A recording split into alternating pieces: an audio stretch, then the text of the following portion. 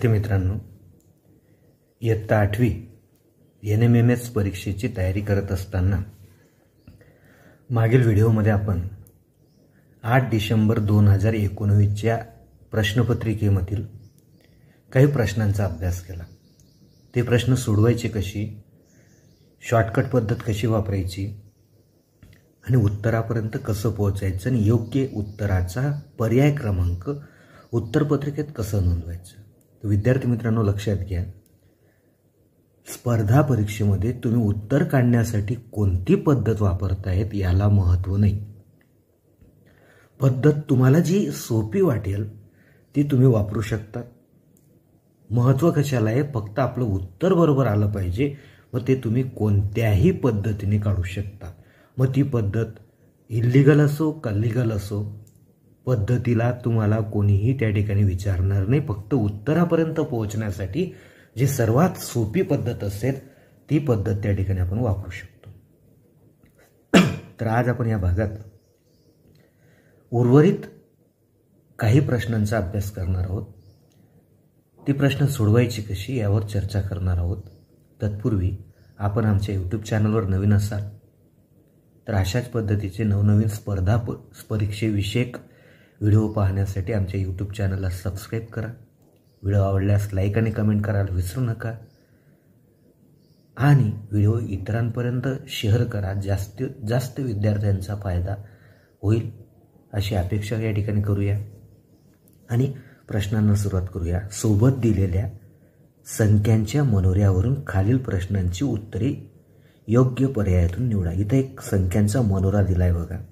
1 2 3 4 5 6 अशा नागमोडी पद्धतीने या संख्या 45 पर्यंतच्या संख्या मांडलेल्या आहेत आणि यावरून काही प्रश्नांची उत्तर आपल्याला लिहायची। तर अशा पद्धतीच्या प्रश्नात आपल्याला काय करायचं असतं बघा विद्यार्थी मित्रांनो, एक साधी आणि सोपी पद्धत तुम्हाला सांगतो। पेन्सिल आणि खोडरबर आपल्या जवळ ठेवायचं। आपल्याला दिलेल्या ज्या काही दोन संख्यांच्या जोड्या आहेत यांच्यामधील संबंध शोधण्यासाठी आपण पेन्सिलची मदत घेऊन या मनोऱ्यामध्ये एक विशिष्ट प्रकारची डिझाईन तयार करून घ्यायची, रांगोळीसारखी एक एक अंकाला जोडून, आणि तशाच प्रकारची डिझाईन तिसऱ्या संख्येत आणि चौथ्या संख्येत तयार झाली पाहिजे एवढं आपण गृहीत धरूया। म्हणजे कशा पद्धतीने या संख्या जोडल्या आहेत त्याच पद्धतीने प्रश्नामधील प्रश्नचिन्हाच्या जागी येणारी संख्या आपण शोधत राहावी। मग बघा 28 29 44 30 चार संख्या एकमेकांना जोडलेल्या आहेत। त्या कशा जोडल्या आहेत बघा, 28 नंतर हा 29 असा जोडलाय बघा, हा 44 आणि हा 30। बघा अशा पद्धतीचा एक आकार या ठिकाणी तयार होतोय। त्यानंतर त्याच्या जी जुळलेली संख्या बघा 26 31 42 32 26 31 42 32 तसाच आकार आहे बघा। हा जो 30 वर संपला होता 30च्या पुढची संख्या जोडीत यायला पाहिजे, म्हणजे 28 नंतर 27 सोडून 26 जोडलेली आहे आणि या पद्धतीने तशाच पद्धतीचा आकार तयार केला। मग आता आपल्याला काय करायचं, प्रश्नामधील पहिली संख्या आपल्याला दिली 24 33 40 34 24 33 40 आणि 34 बरोबर। मग या 24 नंतर 23 आपल्याला सोडून द्यायची आहे। मग या ठिकाणी घ्यायची 22 35 38 आणि 36। बघा लक्षात आलं का बघा तुम्हाला, हा आकार जसा होता तसा हा आकार आहे, हा आकार जसा आहे तसाच हा आकार जमला पाहिजे। याच्यामध्ये एक संख्या गॅप सोडलेली होती, याच्यामध्ये एक संख्या गॅप सोडायची, 22 पासून सुरुवात करायची, म्हणजे 22 35 याचे तोंड इकडे, याचं बी तोंड इकडे, याचं तोंड इकडे, तर याचं पण तोंड इकडे असलं पाहिजे, म्हणजे 22 35 38 36 22 35 38 36 म्हणजे आपला पर्याय नंबर 1 त्या ठिकाणी बरोबर येतोय बघा। इतकं सोपं असतं बघा मनोऱ्यावरचे प्रश्न।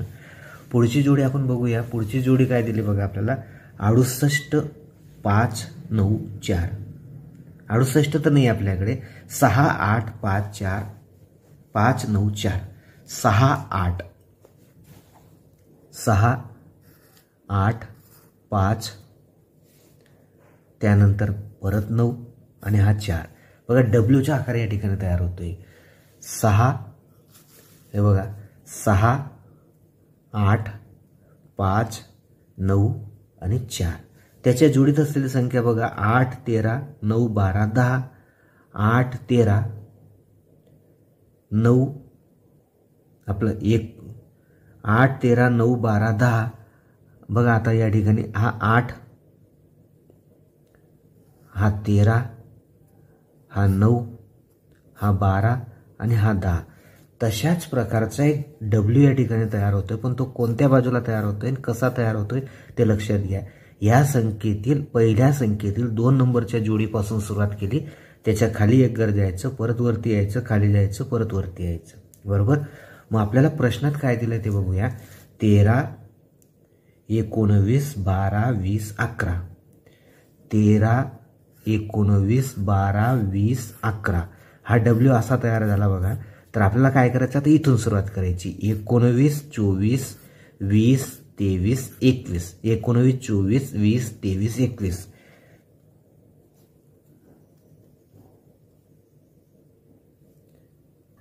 आता बघा पुन्हा एकदा समजून घ्या बघा. 6 8 5 9 4. 6 8 5 9 4 आणि त्याच्या जोडीत आहे 8 13 9 12 आणि 10.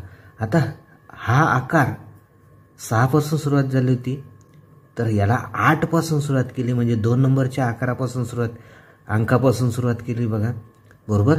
त्यानंतर 9 घेतलेला आहे. बरोबर. त्यानंतर 12 नंतर 10 घेतलेला आहे. मग महत्त्वाचा मुद्दा काय बघा, आपली पहिली संख्या काय आहे 13. बघा 13 19 12 20 11. 13 19 12 20 आणि हा 11. बरोबर. मग आपल्याला 19 पासून सुरुवात करावी लागेल. 19 नंतर आपल्याला त्याच्या खाली 24 कडे जावं लागेल. 24 नंतर हा 20 घ्यावा लागेल, 23 घ्यावा लागेल, 21 घ्यावा लागेल. म्हणजे याचं उत्तर काय पाहिजे होतं बघा. तर याचं उत्तर पाहिजे होतं आपल्याला 19 24 20 23 आणि 21. 19 24 20 23 21 असं उत्तर पाहिजे होतं. परंतु या ठिकाणी कोणत्याही पर्यायामध्ये उत्तर आपल्याला हे दिलेलं नाही, म्हणून आपला पर्याय या ठिकाणी चुकीचा आहे. म्हणून आपल्याला उत्तर पाहिजे होतं 19 24 20 23 21. लक्षात आलं का बघा. या ठिकाणी आपण चित्राच्या मदतीने समजून घेतलं. असाच एक पुढचा प्रश्न याच मनोऱ्यावर आधारित 15 बघा 15 17 26 32 31. 15 17 26. आता बघा हा 15 17 26 32 आणि हा 31. हा असा आकार तयार झाला बघा. त्यानंतर त्याच्या जोडीत असलेली संख्या आहे 11 20 24 33 34. 11 20 24 33 आणि हा 34. बघा आकार कसा आहे. हा 32 याच्या समोर, हा 33 आला. याचं तोंड इकडच्या बाजूला आहे, याचं तोंड इकडच्या बाजूला आहे. याच्यामध्ये 3 संख्या सोडलेल्या आहेत. इकडचा कोपरा घेतलाय त्याच रांगेतला, इकडचा कोपरा घेतलाय त्याच रांगेतला. मग ह्याच पद्धतीने आता आपण प्रश्नाची आकृती तयार करू. 44 30 27. 44 30 44 30 27 17. 27 हा 17 आणि त्याच्यानंतर हा 18 आहे बघा. आता याचं तोंड इकडे आहे, म्हणजे दुसऱ्या अंकापासून सुरुवात केलेली, इकडच्या दुसऱ्या अंकापासून सुरुवात केली. 28 35 23 20 आणि हा 19 येईल बघा. 38 35 23 20 19 असा पर्याय कुठे आहे बघा इथं. 38 35 23 20 आणि 19 म्हणून आपला पर्याय त्या ठिकाणी कोणता बरोबर येतोय बघा. 38 35 23 20 आणि हा 19. बरोबर.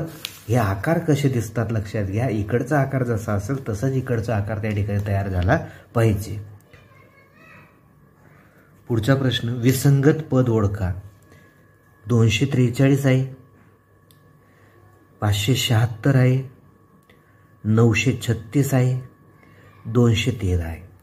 आता या ठिकाणी जर आपण बघितलं तर या ठिकाणी इथून ते इथपर्यंत चढत्या क्रमाने अंक दिलेत, परत उतरत्या क्रमाने दिलेत. आता या ठिकाणी जर बघितलं, हा 3 आहे, 3च्या पाढ्यात 24 येतो. हा 3 आहे, 3च्या पाढ्यात 21 पण येतो.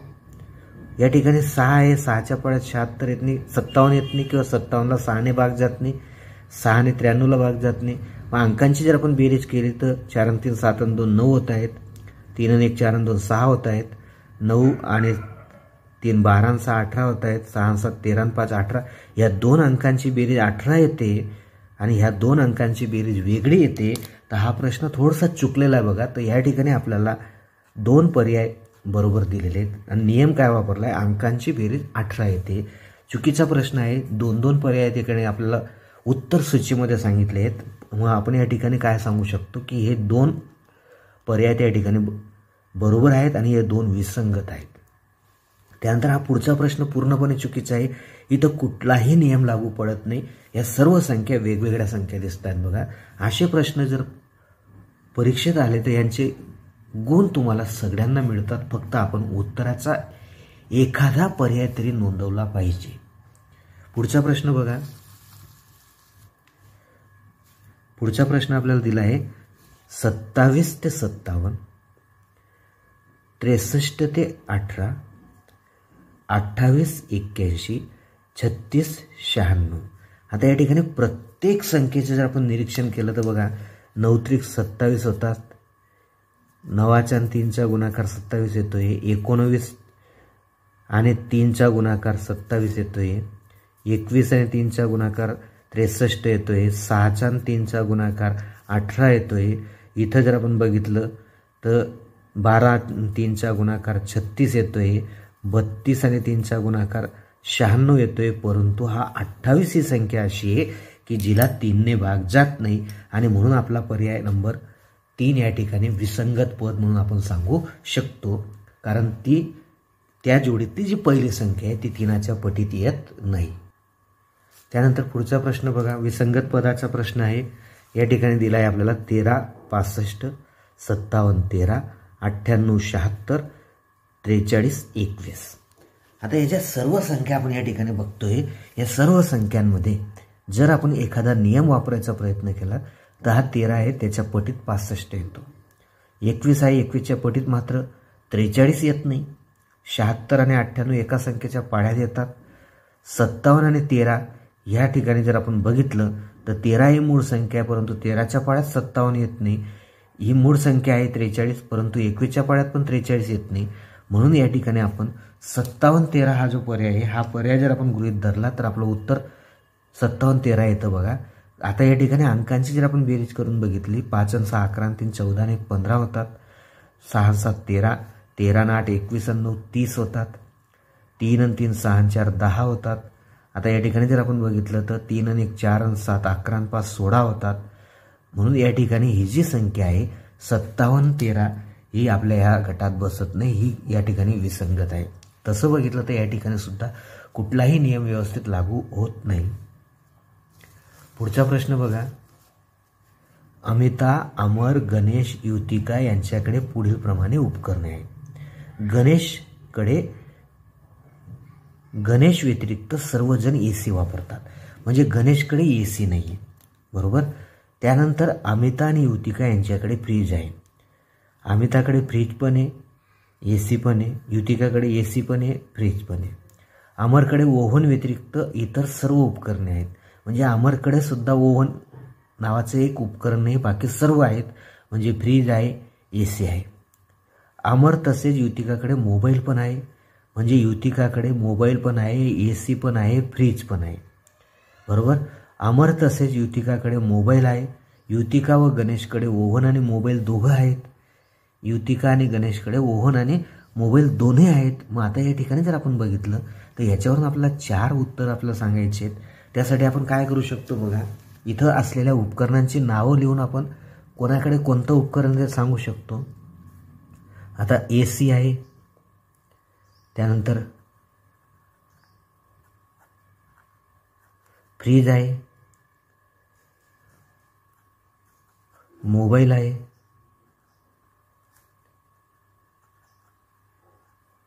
ओव्हन आहे. बघा, मोबाईल, ओव्हन, त्यानंतर फ्रीज आणि AC. 1 2 3 4 4 उपकरणं आहेत. आता AC कोणाकडे नाही आहे, फक्त गणेशकडे नाही आहे, म्हणजे युतिकाकडे आहे, अमिताकडे आहे, त्यानंतर अमरकडे आहे,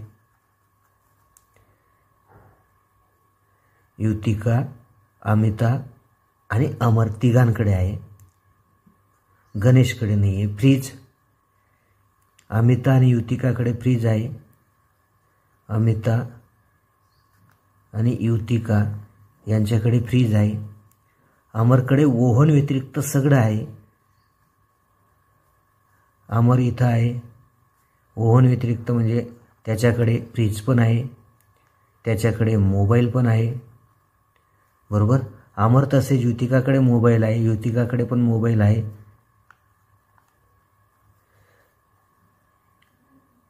त्यानंतर गणेशकडे ओव्हन आणि युतिका आणि गणेशकडे ओव्हन आहे, गणेश आणि युतिका. मग आता बघा, ओव्हनमध्ये युतिका आहे, मोबाईलमध्ये युतिका आहे, फ्रीजमध्ये युतिका आहे, AC मध्ये युतिका आहे. म्हणजेच चारही उपकरणं कोणाकडे आहेत, युतिकाकडे आहेत.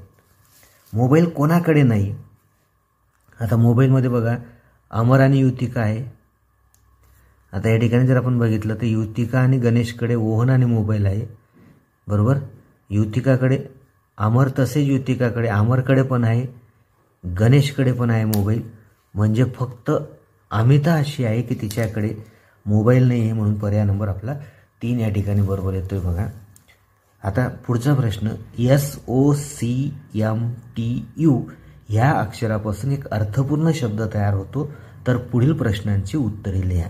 तर तो अर्थपूर्ण शब्द कसा तयार होतो बघा. SOCMTU, सी जर आपण अगोदर घेतला, COSTUM, कस्टम हा शब्द तयार होतो. 1 2 3 4 5 6, 1 2 3 4 5 6. कस्टम हा एक अर्थपूर्ण शब्द या अक्षरांपासून तयार होतो. तर त्या शब्दातील डावीकडील तिसरे अक्षर इंग्रजी वर्णमालेतील कितव्या क्रमांकावर येतं. डावीकडील तिसरं अक्षर म्हणजे यस हे अक्षर इंग्रजी वर्णमालेमध्ये कितव्या नंबरला येतं असा आपल्याला प्रश्न विचारला आहे. तर यस हे अक्षर इंग्रजी वर्णमालेमध्ये 19व्या क्रमांकावर येतं. पुढचा प्रश्न त्याच्यावरच आधारित, कस्टम या शब्दातील शेवटचे अक्षर वर्णमालेत कितव्या क्रमांकावर येते. शेवटचं अक्षर यम आपल्याला विचारलंय आणि यम हे 13व्या क्रमांकावर येतं, म्हणून आपण त्या ठिकाणी यमचा क्रमांक 13 सांगू शकतो. पुढचा प्रश्न, पुढील प्रश्नात पहिल्या पदाचा दुसऱ्या पदाशी जो संबंध आहे तसाच संबंध तिसऱ्या व चौथ्या पदामध्ये आहे. पहिल्या आणि दुसऱ्यामध्ये जो संबंध आहे तोच संबंध तिसऱ्या आणि चौथ्यामध्ये आहे. तर प्रश्नचिन्हाच्या जागी योग्य पर्याय निवडा. आता प्रश्नचिन्हाच्या जागी योग्य पर्याय येण्यासाठी बघा, 37 22 42 प्रश्नचिन्ह. आता 3 आणि 7चा गुणाकार जर आपण केला बघा, 3 गुणिले 7 21 आणि 21 मध्ये 1 मिळवला 22 येतोय.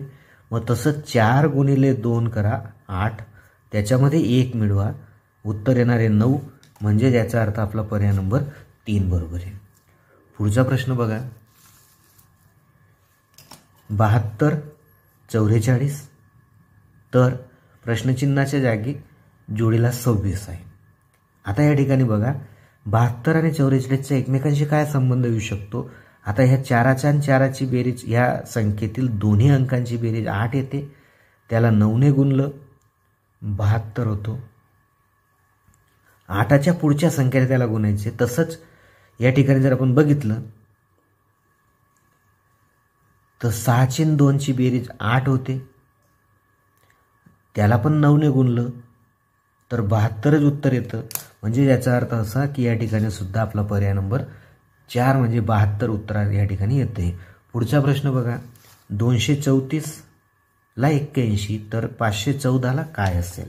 234 मधील अंकांची बेरीज करून बघा, 4 आणि 3 7 आणि 2 9, 9चा वर्ग 81. 514 मधील अंकांची बेरीज करा, 5 आणि 1 6 आणि 4 10, 10चा वर्ग 100 म्हणजे याचा अर्थ पर्याय नंबर आपला 4 बरोबर असेल. पुढचा प्रश्न 31, 52, 72ला काय असेल.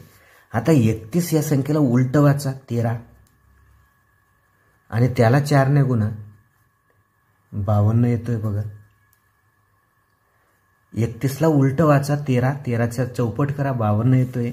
72ला उलट वाचा 27, 27ला 4 ने गुणा 108 आणि पर्यायामध्ये 108 असेल तर आपला नियम बरोबर, पर्याय नंबर आपला 4 बरोबर असेल.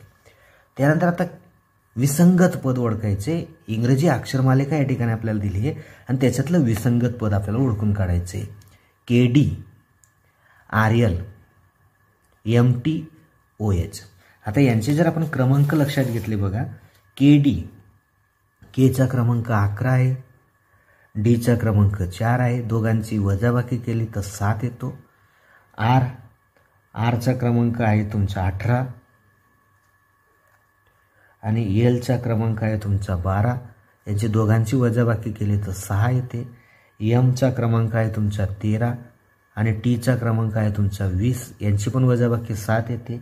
Oचा क्रमांक आहे 15 आणि Hचा क्रमांक आहे 8, यांची पण दोघांची वजाबाकी 7 येते. म्हणून या ठिकाणी आपण पर्याय नंबर त्या ठिकाणी 2 या ठिकाणी विसंगत पद आहे असं सांगू शकतो, कारण त्यांच्या दोघांमधील अंकांमधील फरक 6चा आहे. बाकी सर्व कितीचे आहेत? 7चे आहेत. TC, OD, FI, PE.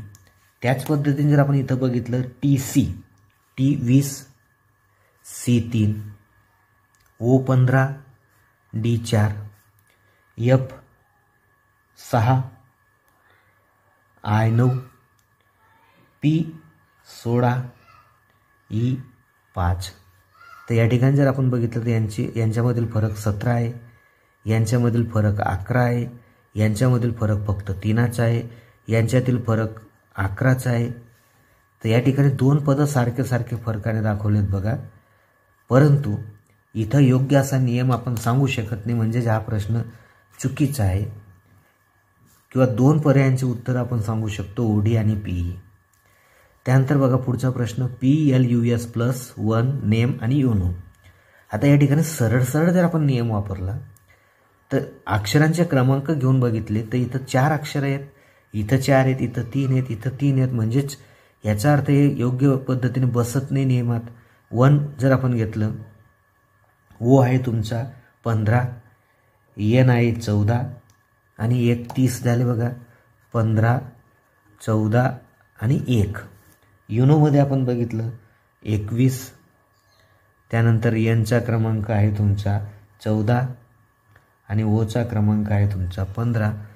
तर बघा 15, 14, 29 आणि 31 या ठिकाणी हे झाले तुमचे 25, 35 आणि 15 हे झाले 50. हे 20 30 होत आहेत, हे 50 होत आहेत. परंतु इथं प्लस आणि नेम ह्या गटात योग्य पद्धतीने बसत नाही, म्हणून या ठिकाणी 2 पर्याय आपल्याला 4-4 अक्षरी आहेत आणि हे 3-3 अक्षरे आहेत असा नियम वापरून आपण हे 2 पर्याय या ठिकाणी अयोग्य आहेत, विसंगत आहे असं सांगू शकतो. परत एकदा पुढचा प्रश्न जर आपण बघितला तर इथं RM, R आणि M, Rचा क्रमांक 18 आहे आणि Mचा क्रमांक 13 आहे, यांच्यातील फरक 5 येतोय, बरोबर दिला आहे 5. Vचा क्रमांक आहे तुमचा 22 आणि Hचा क्रमांक आहे तुमचा 8, यांच्यातला फरक काढला तर तो पण 14 येतोय. पण N आणि Dचा फरक जर आपण काढला तर 14 वजा 4 म्हणजे 10 येतोय. V 22 आणि F त्या ठिकाणी 6, यांचा फरक 16 येतोय. म्हणून हा सुद्धा प्रश्न योग्य पद्धतीने योग्य नियमात बसत नाही, चुकीचा प्रश्न या ठिकाणी आपल्याला सांगितला आहे. खालील प्रत्येक प्रश्नात प्रत्येक अक्षर 0 ते 9 अंकांचे संकेत असतील जर YE गुणिले MV बरोबर TTT तर पुढील प्रश्नांची योग्य उत्तरे लिहा. तर आपल्याला या ठिकाणी प्रश्नात काय सांगितलं ते व्यवस्थित समजून घ्या अगोदर. Y आणि E एका जोडीत आहे, 2 अंकी संख्या आहे. Y ची किंमत 0 ते 9 पासून कोणते तरी आहे, E ची पण किंमत 0 ते 9च्या दरम्यान आहे, गुणिले M हा दुसरा एक 2 अंकी संख्या या ठिकाणी आपल्याला दिली आहे आणि यांचा दोघांचा गुणाकार E दोघांमध्ये समान आहे, दोघांचा गुणाकार जो येतोय तो 3 अंकी येतोय आणि त्या उत्तरातले तिन्ही अंक एक समान आहेत. तर या ठिकाणी ईच्या जागेवर किंमत किती असेल असा प्रश्न या ठिकाणी विचारलाय. 2, 3, 7, 9 आणि याच्यावरच आधारित दुसरा एक प्रश्न आहे वायची किंमत किती असेल 0, 2, 5, 6 आणि तिसरा प्रश्न आहे टीची किंमत किती असेल. आता या ठिकाणी जर आपण बघितलं टीची किंमत खूप महत्त्वाची आपल्यासाठी, कारण बघा टी टी टी तिघं आले पाहिजे सारखे, बरोबर. मग टीची किंमत येण्यासाठी आता टीची किंमत 6 कोणत्या अंकाने कोणत्या अंकाला गुणलं तर समान अंकांचा गुणाकार 6 येतोय का बघा बरं, कधीच येत नाही. बघा एकाने एकाला गुणा येत नाही, 2ने 2ला गुणा येत नाही, 3ने 3ला गुणा येत नाही, 4 चोक 16 येतो फक्त, बरोबर. 4 चोक 16, परंतु आपल्याला इथं ईची किंमतमध्ये पर्यायांमध्ये 4 कुठंच दिला नाही. 5 5 25 येतो तो पण दिला नाही बघा. मग फक्त कोणते अंक टीच्या जागेवर येऊ शकतात इथं लक्षात घ्या, तर फक्त टीच्या जागेवर 9 हाच अंक येऊ शकतो असा अंदाज आपल्याला या ठिकाणी लावायचा आहे. मग या ठिकाणी आता उत्तरामध्ये बघा आपल्याला 9 9 आणि 9 खाली आले पाहिजे.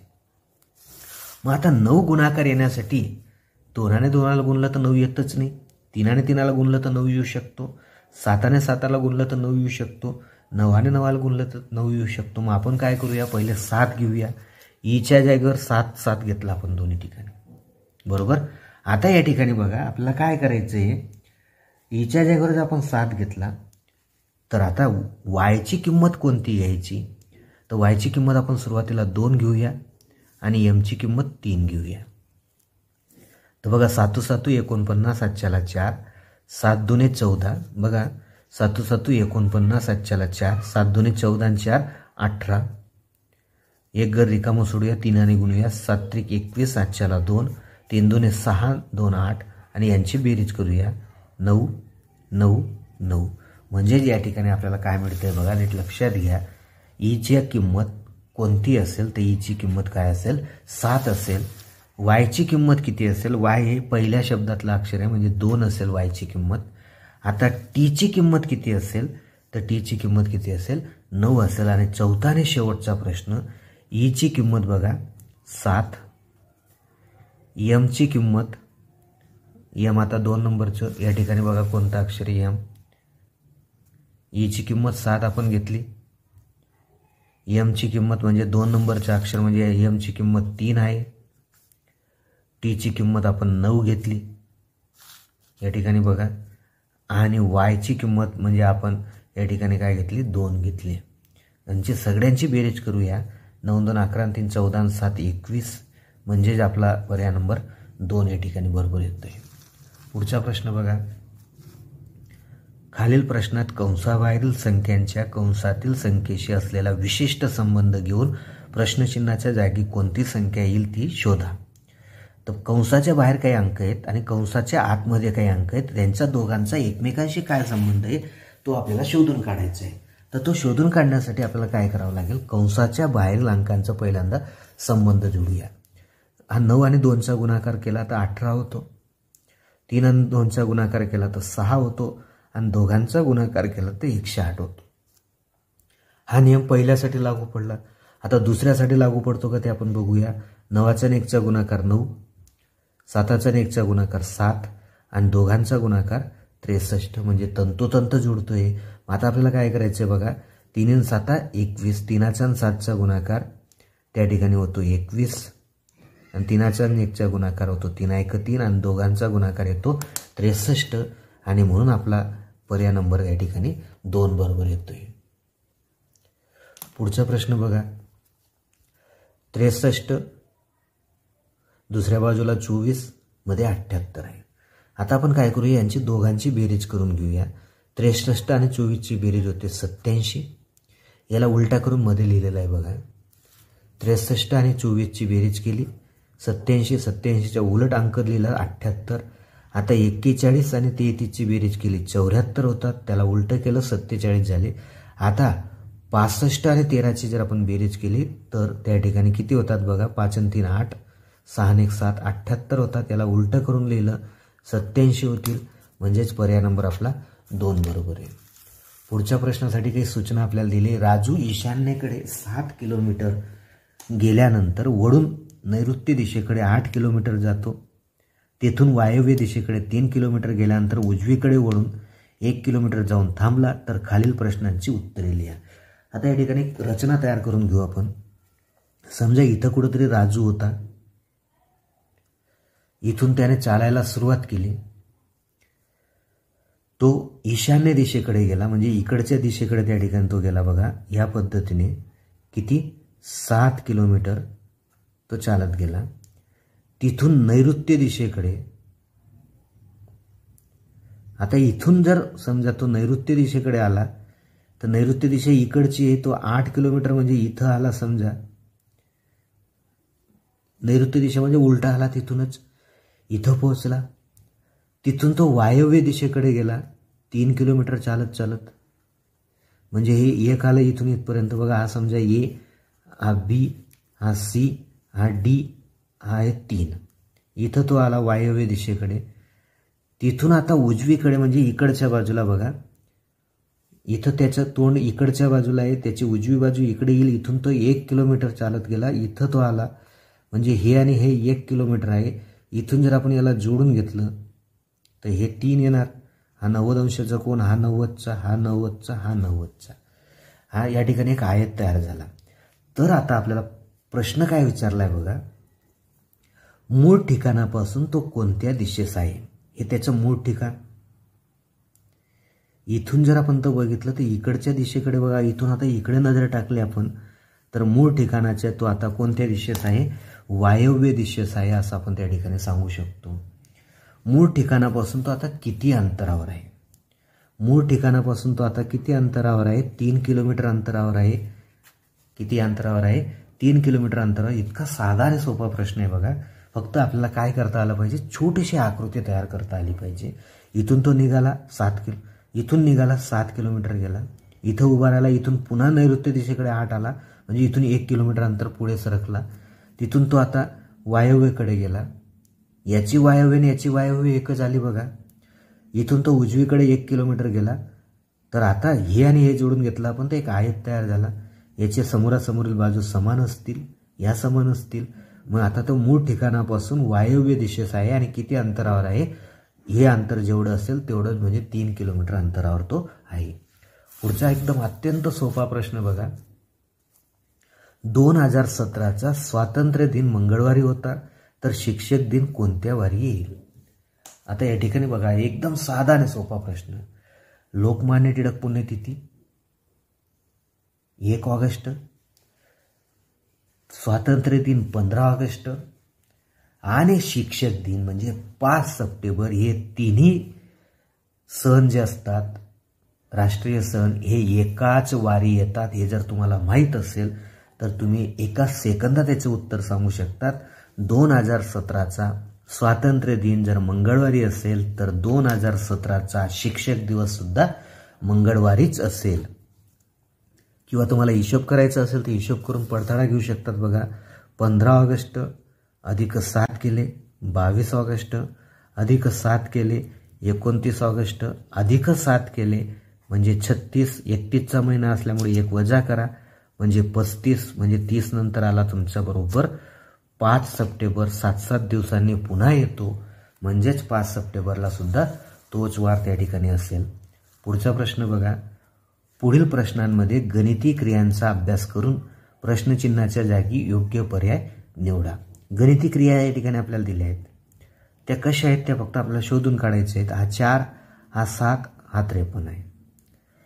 तर इकडच्या बाजूच्या संख्येचा वर्ग करा 49, त्याच्यामध्ये +4 करा 53 आला बघा. 9चा वर्ग करा 81, त्याच्यात 6 मिळवा 87 आला. तर 7चा वर्ग करा 49, त्याच्यात डावीकडची एक संख्या मिळवा म्हणजे उत्तर आलं 50, म्हणजे पर्याय नंबर 2. पुढचा प्रश्न बघा. 6, 4, 3, 2 मध्ये 60, 1, 2, 3, 4 मध्ये 40, 5, 3, 9, 20 मध्ये प्रश्नचिन्ह. आता ह्या बाहेरच्या सर्व अंकांची बेरीज करा. 6, 4, 10, 10, 3, 13, 2, 15, 15ला 4ने गुणा 60 आलं. बाहेरच्या सगळ्या अंकांची बेरीज करा. 4 आणि 3 7 आणि 2 9 आणि 1 10. 10ला 4ने गुणा 40 आलं. बाहेरच्या सर्व अंकांची बेरीज करा. 15 आणि 20 35 आणि 30 38. 38 आणि 9 47. 47ला 4ने गुणा. 4 आणि 7 28. 7ला 2. 4 चौक 16 आणि 2 18. 188 म्हणजे पर्याय नंबर आपला 4 बरोबर आहे. बघा पुढचा प्रश्न बघा. 14 2 9 6 56. 12 3 11 5 56. आता या ठिकाणी 9ची आणि 6ची या ठिकाणी वजाबाकी करा. 3 किती आली 3. त्यानंतर 14ची आणि 2ची वजाबाकी करा. 12. 12 आणि 3 36 होतात. 9 आणि 14ची वजाबाकी करा किंवा 14 आणि 6ची वजाबाकी करा 8. 9 आणि 7ची वजाबाकी करा 7. दोघांचा गुणाकार करा 56 येतोय बघा. तसंच इथं 12मधून 5 गेले 7. 11मधून 3 गेले 8. 8ची 7ची गुणाकार करा 56 आला. तसंच इथं करा. 11मधून 4 गेले 7. 20मधून 10 गेले 10. 10चा आणि 7चा गुणाकार करा 70 म्हणजे पर्याय नंबर 3. आता या ठिकाणी बघा 4/4 असे घनाकृती ठोकळे आहेत. आडवे 4 आहेत, उभे 4 आहेत. 4 गुणिले 4 गुणिले 4 म्हणजे 64 ठोकळे आपल्या समोर आहेत. इकडच्या सर्व पृष्ठभागांना हिरवा रंग दिलाय, इकडच्या सर्व पृष्ठभागांना पिवळा रंग दिलाय, इकडच्या सर्व पृष्ठभागांना निळा रंग दिलाय. तर आपला प्रश्न काय विचारलाय, एकच रंग किमान 2 पृष्ठांवर असणारे किती घन आहेत. एकच रंग 2 पृष्ठभागांवर असणारे एकूण किती घन आहेत. 2 पृष्ठभागांवर एक रंग कुठं कुठं असेल नीट बघा.